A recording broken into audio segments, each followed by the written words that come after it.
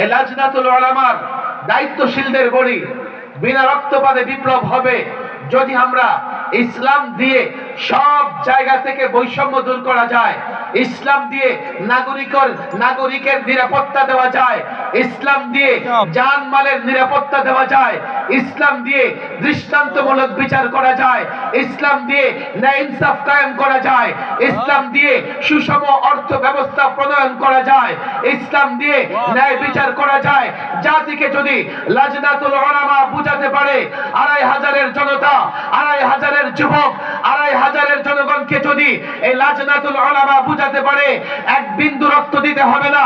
২৫০০ থেকে শুরু করে ঢাকা, বাংলাদেশের প্রত্যেকটা থানার উলামারা যদি জাতিকে বুঝাতে পারে ইসলাম মানো, ইসলাম ধরো, বৈষম্য দূর হবে, শান্তি প্রতিষ্ঠা হবে।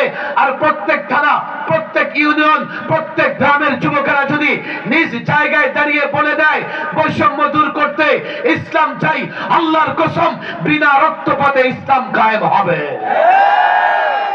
আমরাও চেয়েছি ৫ই আগস্টের পরিবর্তন, আলেমরা চেয়েছে, ছাত্র জনতা চেয়েছে, যার ফলে আমাদেরও আলেম ওলামা ছাত্ররা ১০০ জন তাজা রক্ত ঢেলে দিয়েছে রাজপথে।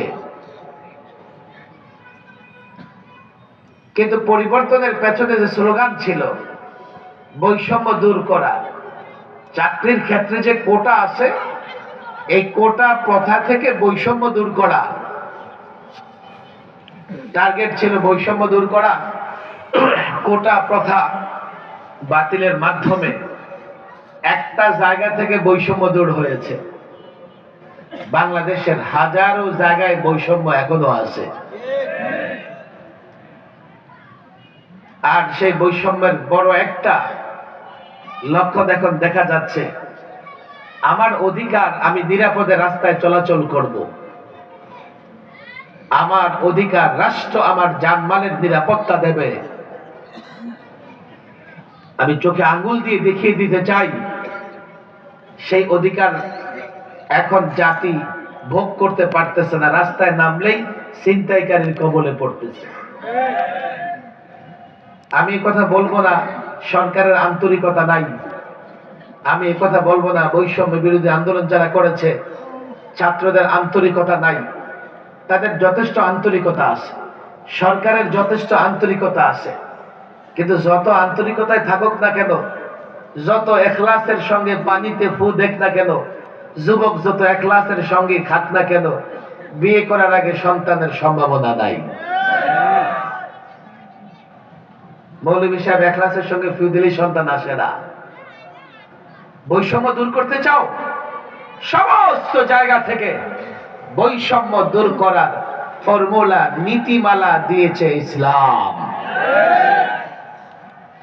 পৃথিবীর কোথাও আজ পর্যন্ত ইসলাম ছাড়া বৈষম্য দূর করা যায় নাই। এই জন্য আপনাদের হয়তো ভালো লাগে না, আমি একটা কথা প্রায় বলি, যদি আমরা প্রকৃত পক্ষে বৈষম্য দূর করতে চাই ইসলাম নিয়ে অগ্রসর হওয়া লাগবে, ইসলাম নিয়ে আগে বাড়তে হবে।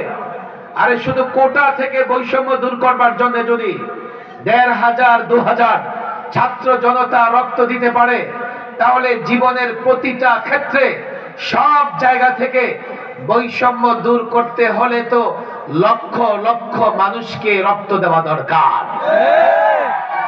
কিন্তু আমি বলি লক্ষ জনতার রক্ত দিতে হবে না।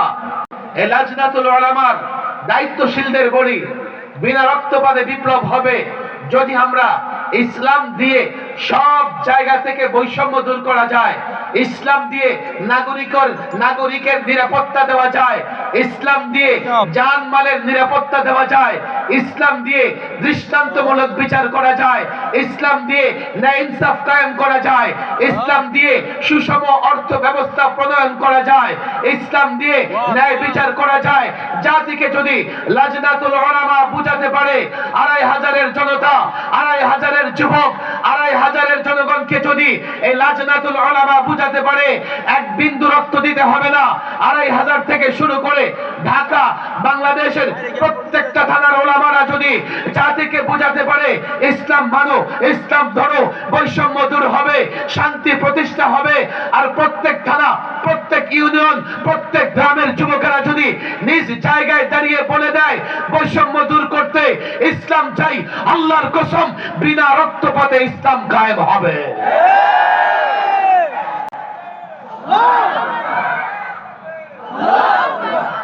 না বুঝাতে পারলে হবে না। শুধু আমরা দায় দায়িত্ব ওই ফেসিবাদের উপরে দিয়ে দেব, আমাদের দায় দায়িত্ব নাই? আমরা এই জাতি গঠনে কি কাজ করেছি? আমরা এই জাতির যুবকদের মেজাজ তৈরি করতে কি কাজ করেছি?